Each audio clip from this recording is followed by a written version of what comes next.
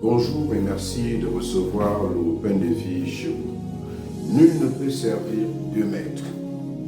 Vous ne pouvez pas servir à la fois Dieu et l'argent, nous dit Jésus dans l'évangile de ce matin.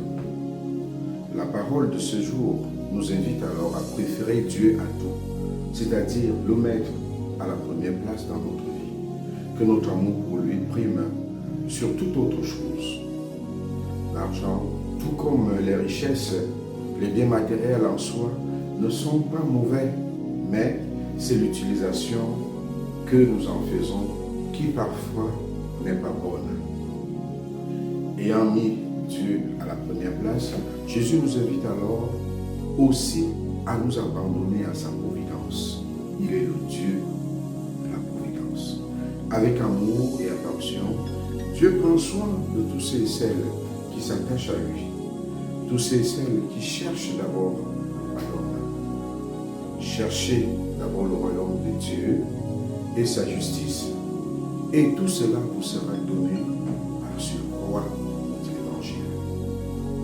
La justice du royaume, qui fut celle de Jésus, diffère des logiques humaines de pouvoir et de domination. Le royaume de Dieu est un renversement des valeurs. Il tient compte en premier des méprisés et des oubliés de ce monde. Aussi, rechercher d'abord le royaume, c'est s'engager pour combattre tout ce qui s'oppose à une authentique justice et qui nous sépare des personnes qui vivent dans la périphérie, dans la précarité.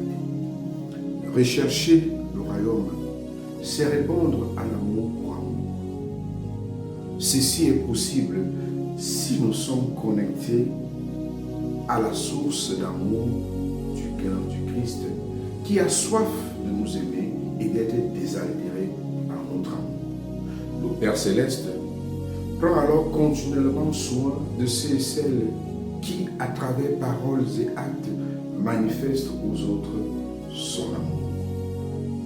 Jésus nous invite, frères et sœurs, à contempler la nature pour y voir l'amour de Dieu à l'œuvre.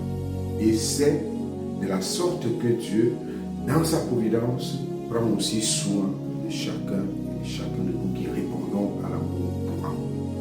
Sainte Vierge Marie, apprends-moi à préférer Dieu, à chercher d'abord le royaume pour obtenir de Dieu tout ce dont j'ai besoin pour vivre. Amen. Bonne journée.